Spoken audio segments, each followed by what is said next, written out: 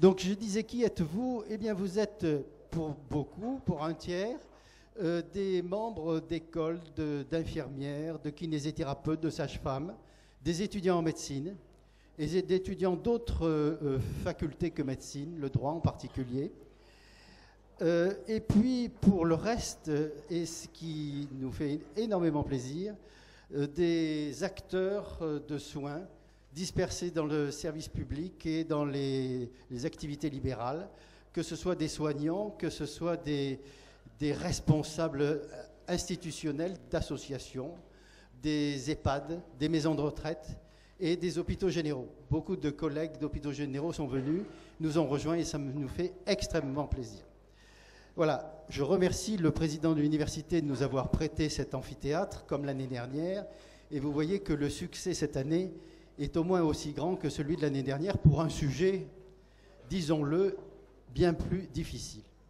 Alors je vais remercier non seulement l'université, mais je voudrais remercier le CHU, c'est-à-dire le Centre hospitalo-universitaire, qui soutient l'espace éthique azuréen. Vous savez que cet espace dépend du CHU et que c'est grâce à lui que nous existons, que nous nous sommes développés comme nous l'avons fait depuis 2 ans. Et je tiens particulièrement à remercier son directeur général qui nous a fait l'honneur d'être là, M. Bouvier-Muller, à qui je vais donner la parole tout à l'heure. Je remercie également le président de la CME qui est à ses côtés, qui est à sa gauche, le professeur Philippe Pakis, neurochirurgien, qui est le représentant médical du corps médical de l'ensemble du CHU.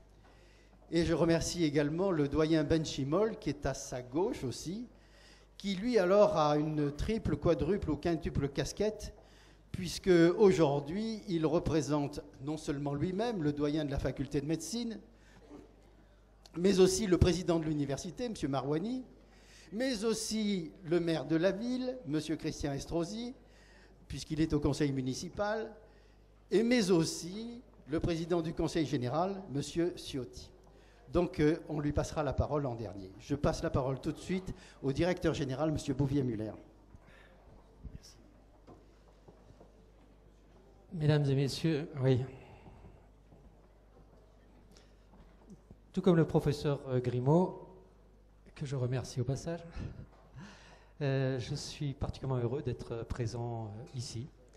L'assistance extrêmement nombreuse me fait plaisir. Cette invitation d'Espace Éthique Azuréen auprès du CHU était tout à fait justifiée et je crois que simplement la présence de cette nombreuse assistance plaide en faveur de l'intérêt du sujet que vous allez développer. Alors, le CHU, bien sûr, c'est un lieu de confrontation humaine. Alors, confrontation humaine, on pense immédiatement aux malades et aux équipes soignantes, mais pas seulement. Il n'y a pas que les équipes soignantes. Il y a les visiteurs, il y a tout le monde, finalement, tous ceux qui se succèdent auprès des patients et qui ont quelque part et qui font partie de cette grande confrontation humaine.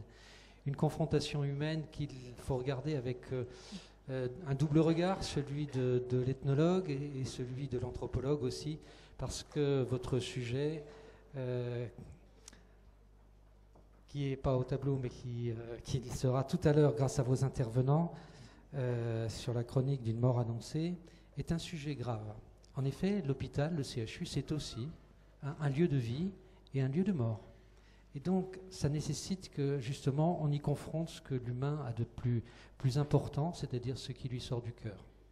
Alors, toutes ces réflexions sont les réflexions éthiques, et donc, il y a lieu de considérer qu'il est normal, logique, il est salutaire que ces réflexions éthiques se déroulent, s'approfondissent dans le cadre du centre hospitalier universitaire, et en particulier dans le cadre de cet amphithéâtre. Petit clin d'œil pour terminer mon propos, qui est forcément court, qui est un amphithéâtre universitaire et qui montre que le centre hospitalier de Nice a justement cette caractéristique d'être universitaire.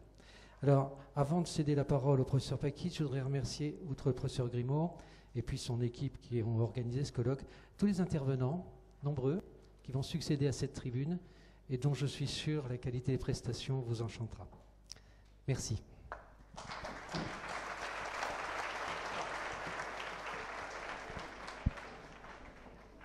Donc, professeur Philippe Pakis, président de la CME. Oui, Merci Dominique Grimaud. Donc d'abord je voudrais remercier les organisateurs de cette journée parce que effectivement organiser chaque année une journée éthique c'est tout à fait important par les problèmes sociétaux qu'il pose et dans cette société individualiste se poser des problèmes qui touchent la population dans son ensemble, je pense que c'est très important et la preuve de l'audience aujourd'hui montre que vous y trouvez un intérêt certain. Alors, cette deuxième journée éthique organisée par Dominique Grimaud, Patrick Chichet et le comité éthique azuréen porte sur l'éthique d'une mort annoncée.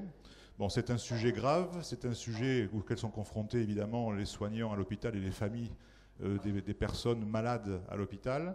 Ce sont des sujets qui questionnent sur beaucoup de choses, et d'ailleurs tous les sujets qui vont être traités aujourd'hui vont essayer d'apporter des réponses à ces questionnements.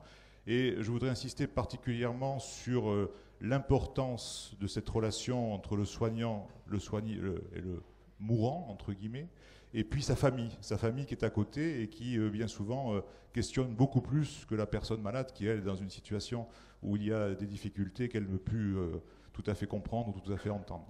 Alors, je pense que cette journée va permettre d'aborder tous ces sujets.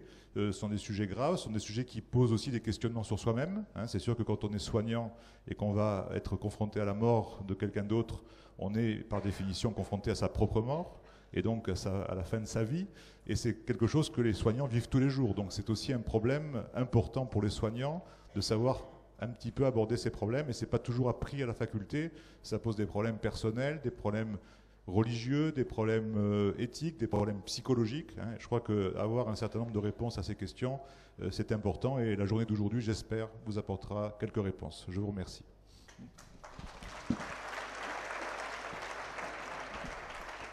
Merci Philippe.